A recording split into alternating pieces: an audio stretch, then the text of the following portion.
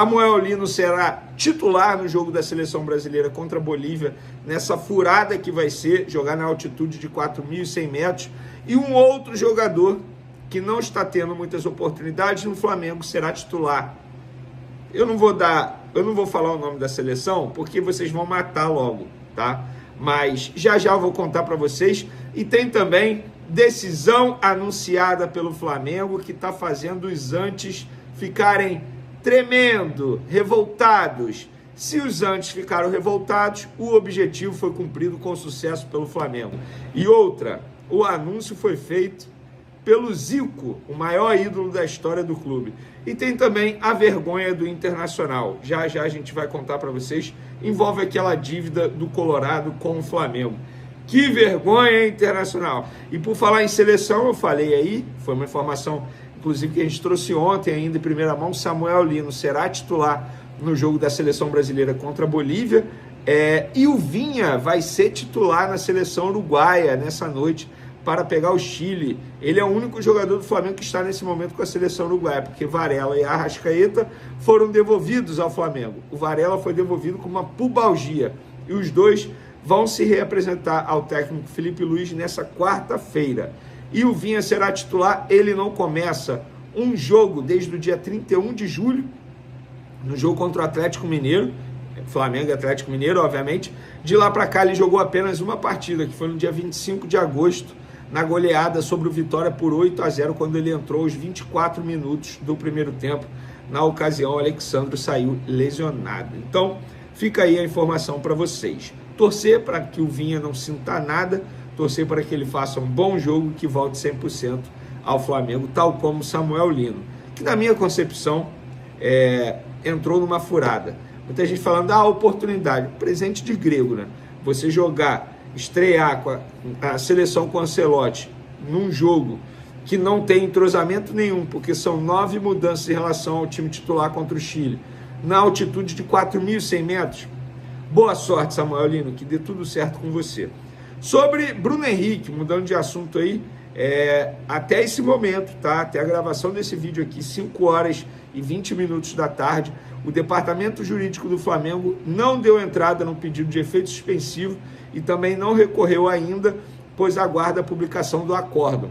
Mas, se não tiver a publicação hoje, terça-feira, o Fla vai protocolar o recurso apenas com a finalidade do pedido do efeito suspensivo e junto às razões do recurso após a publicação do acórdão. Então fica aí a atualização para vocês. Por enquanto, Bruno Henrique continua suspenso e não pode jogar no domingo contra o Juventude. Mas lembrando, ele está treinando normalmente lá no Ninho do Urubu, junto com os demais companheiros. Mudando de assunto, galera, vamos lá. Hoje o Flamengo preparou pronunciamento oficial, especial, preparou lá um vídeo na Flamengo TV, todo mundo ansioso. Eu vou ser sincero, dei uma apurada, ninguém quis me falar, falaram, calma, espera dar 11 horas. E aí chegou, 11 horas da manhã. E veio lá o pronunciamento oficial, feito por quem? Por Zico, o maior ídolo da história do Flamengo. Zico lá todo arrumado, bem trajado, terno, gravata, pronunciamento oficial. Flamengo pediu à ONU que reconheça o clube como primeira nação simbólico-cultural do planeta. O embaixador rubro-negro, o Zico, ele é embaixador do Flamengo atualmente, fez o pronunciamento chamando rubro-negros para assinar a petição.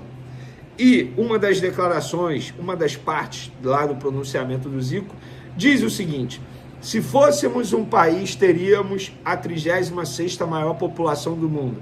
Se somos mais de 45 milhões de pessoas unidas sob uma mesma bandeira, pleiteamos que a ONU reconheça que existe uma nação que se forma não pela geografia, mas pelo sentimento coletivo. Disse o Zico, repito, o maior ídolo da história do clube. Gente, na boa, sei que muitos criaram aquela expectativa. Eu vou ser sincero, eu fiquei ansioso porque eu esperei que fosse algo assim, institucional no sentido, Flamengo romper com a Libra, ou o Flamengo falar algo sobre o estádio próprio, a construção do estádio próprio. Em nenhum momento eu pensei que fosse renovação de contrato de Felipe Luiz, renovação de contrato de Arrascaeta, primeiro, porque o José Boto está em Portugal ainda. O Flamengo jamais iria fazer isso sem a presença do seu principal diretor hoje no futebol. Segundo, Flamengo TV ali, pronunciamento oficial, era muito algo institucional, algo da Gávea, digamos assim, não do Ninho do Urubu. Em nenhum momento eu achei que fosse isso. Eu achava que fosse algo em relação a isso, a quebra de rompimento com a Liga, com a Libra, enfim. Em nenhum momento eu pensei. Aí veio isso. Os antes falando, que absurdo, convocou um pronunciamento para falar isso. Tem gente dizendo que o Flamengo está se achando acima do bem e do mal. Tem gente falando isso, criticando, que é baboseira. Ah, porque está sem pauta durante a data FIFA. Gente, eu até publiquei isso há pouco no meu Twitter. Até botei o seguinte texto. O Flamengo conseguiu o que queria. Gostando ou não, concordando ou não, só falam sobre o assunto. Ou seja, objetivo atingido com sucesso e com participação no maior ídolo do clube, que é o Zico. E até a gravação desse vídeo aqui, mais de 30 mil assinaturas já tinham sido feitas. Eu não duvido nada chegar ao Flamengo conseguir 100 mil assinaturas. Veneia, precisam de quantas assinaturas? Não tem um número, ou seja, quanto mais tiver, melhor. E o objetivo foi cumprido com sucesso. Todos os programas estão falando disso. Se você ligar a TV aí, estamos em data FIFA. Está debatendo o pedido do Flamengo à ONU para se tornar, vou até ler aqui, primeira nação simbólico-cultural do planeta. E está certo o Flamengo. O Flamengo não está errado. Porém, falei hoje no meu programa lá na SBT, isso não está errado, pelo contrário, está certíssimo. O Flamengo, sim, a torcida do Flamengo é uma nação de fato, mais de 45 milhões de pessoas, mas isso não me faz crer que o Flamengo poderia olhar melhor e com mais carinho para os torcedores que estão aqui no Brasil, dar mais atenção a esses torcedores. Tem muitos torcedores ao redor desse Brasilzão todo e do mundo que são torcedores do plano sócio-torcedor off-Rio, enfim, eles gostariam de receber um carinho maior.